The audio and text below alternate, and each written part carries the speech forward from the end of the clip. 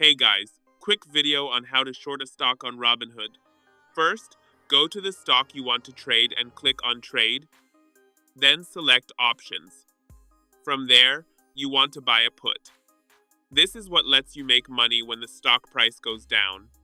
Look right above the green button, that's the one you want to buy. As the price drops, you make more money.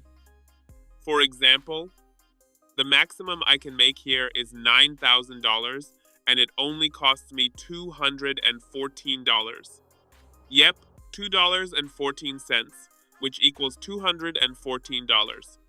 Once you've selected it, go ahead and click Continue, or you can add it to your watch list if you just want to track the price movements without actually buying yet. Now, if you want to try a slightly more advanced strategy, you can do a spread. Instead of buying the put that costs $214, you can sell a put just below it, which only costs $44. This caps your maximum profit at $56, but it's much cheaper to enter the trade.